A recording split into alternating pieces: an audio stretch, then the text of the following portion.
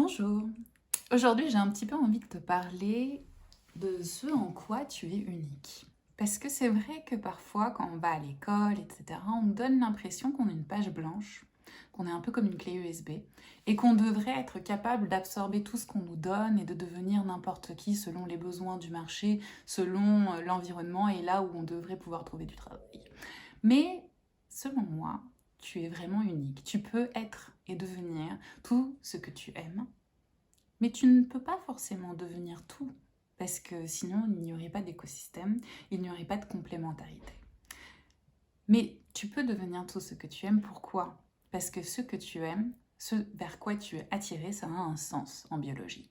Ça, on en parlera plus tard dans d'autres vidéos, mais pour le moment, essayons un petit peu de comprendre comment la nature nous conçoit, nous design, nous crée continuellement. Pour ça, imaginons un instant un arbre. Il fait beau, il y a du soleil. Cet arbre, souvent, on va pouvoir même on va voir que ses branches vont pousser dans le sens de la lumière. Dans les livres, on voit souvent qu'on nous explique comment différentes branches vont un petit peu se faire la concurrence pour arriver vers le soleil. Mais ce qui est intéressant de voir, c'est que la nature va se développer pour pouvoir accéder à ce dont sa nature a besoin. Donc, ça nous rappelle quoi? Ça nous rappelle que on est des graines qui contiennent un potentiel et en fonction de l'environnement dans lequel on va faire toujours de notre mieux pour trouver des réponses à nos besoins et co-créer avec cet environnement du mieux que l'on peut et vivre notre potentiel. Quand tu regardes une graine, toi tu sais peut-être pas si je plante ça, quel arbre, est-ce que ça va être un pommier, est-ce que ça va être des bananes, qu'est-ce que ça va donner, mais la nature en cette graine sait ce qu'elle peut devenir dans un environnement optimal. Alors du coup, ça veut dire qu'il y a une notion de faire confiance en cette nature. Donc en parlant de graines, maintenant, pensons un petit peu à qui tu es toi, ce que tu es toi, ce que je suis moi. Alors nous aussi, on est des graines finalement, parce que quand nos parents ont été attirés l'un vers l'autre, espérons-le naturellement, qu'il n'y a pas eu de mariage arrangé, etc., mais en tout cas qu'il y ait eu une attirance naturelle, dans le langage de la nature, ça veut dire qu'ils ont vu en l'un et l'autre quelque chose de complémentaire, de compatible. Et la nature a fait des mathématiques, elle s'est dit, ces deux-là ensemble, ça peut faire des enfants en bonne santé.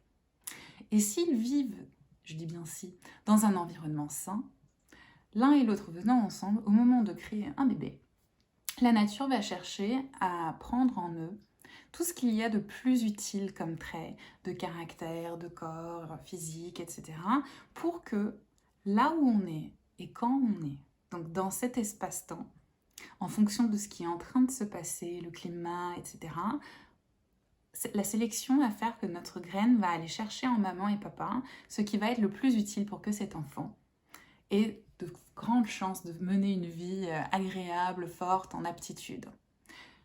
Et alors, la nature n'est pas parfaite ou idéale. En fait, on peut dire qu'elle est parfaite. Mais ce qui ressort de là n'est pas toujours idéal, mais c'est optimal. Ça veut dire que la nature, selon là où tombe une graine, va toujours chercher à donner le plus de chances possible à ce que cette identité-là puisse grandir et vivre du mieux que possible. Dans la nature, il y a toujours donner et recevoir, et ceux qui ne font que donner ou ceux qui font que prendre ne peuvent pas survivre très très longtemps. La nature va faire qu'il va y avoir une sorte d'équilibre, et donc un arbre par exemple, quand il y a des pommes, des fruits, etc., c'est si les animaux viennent en manger, donc prendre, que ces graines vont continuer de se répandre. C'est un petit peu ce que les économistes tentent d'appeler la main invisible, mais en économie, dans les systèmes que nous, on a créés, cet équilibre n'est pas toujours réaliste, mais la nature, depuis des millions d'années, s'est améliorée en ça. Et lorsqu'on ne vient pas trop foutre le bordel dans tout ce qu'elle est en train de faire avec toute sa sagesse et son expérience, le design est adaptatif. Parce que continuellement, la nature apprend et continue de créer et continue d'adapter. Et c'est comme ça que l'on devient, chacun d'entre nous, les meilleures versions de nous-mêmes à chaque instant que l'on pouvait être. Donc on va continuer un petit peu à creuser ces sujets-là, mais pour le moment, je te laisse le temps de digérer déjà un petit peu et de réfléchir sur ça, et puis de te retourner vers toi et te regarder et te dire Je suis vraiment la meilleure version de moi-même que je pouvais être en cet instant et ici avec les ressources dont je dispose. Et c'est valable pour tout le monde autour de toi. À très vite.